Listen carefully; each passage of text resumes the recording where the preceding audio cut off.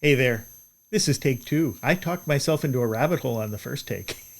So we're going to do this again. And that's a good thing because I'm going to talk about your abundant self. And my abundant self went way too far in the first take. Have you ever heard the phrase, is the glass half empty, half full? Of course you have. And you've probably heard the difference between thinking abundantly or thinking of scarcity. And do you ever put those two in combination to yourself? Do you think of yourself in abundant terms? Or do you think of yourself with limitations? Do you think of yourself as being half empty versus half full, or even full and overflowing? Because you are abundant. We are all people, and we all have these great capabilities, whether we recognize them or not. And the key is learning to recognize them and to live that abundant life with regards to appreciating ourselves.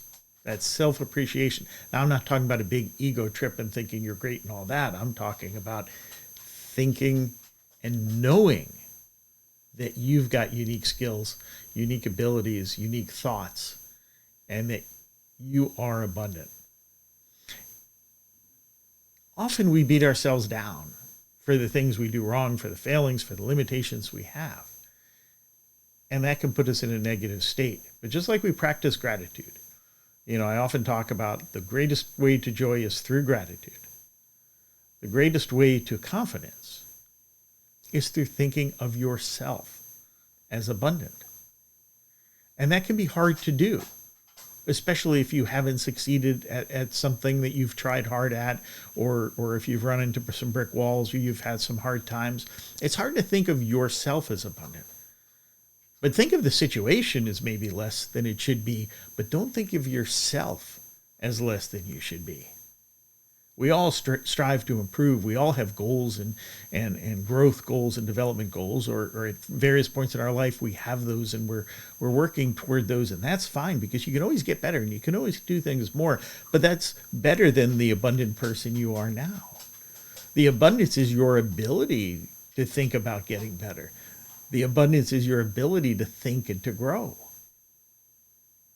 So when you think of yourself, think of your potential, not where you are at this moment in time. Don't think about all the mistakes that you made. I went down a rabbit hole in the first try at this, talking about a mistake that I made yesterday and wound up into all sorts of other areas. But don't dwell on the mistakes that you've made. Even if it was in the first take, don't dwell on that like I'm doing here. Dwell on the future possibilities. Dwell on what you're going to do. Dwell on what you're capable of doing. And think about it in terms, because don't think of your capabilities in a limited way. Think of your capabilities abundantly. Because if you think about your capabilities abundantly, you're more likely to think of yourself abundantly. So again, gratitude for who you are. Thinking about growth in the future and thinking about capabilities that you're going to grow in the future. That's how you begin to think about your abundant self. I hope this helps. Have a great, great, great day. I'm looking at the button. There it is. There it goes. I got it. I'll get that right.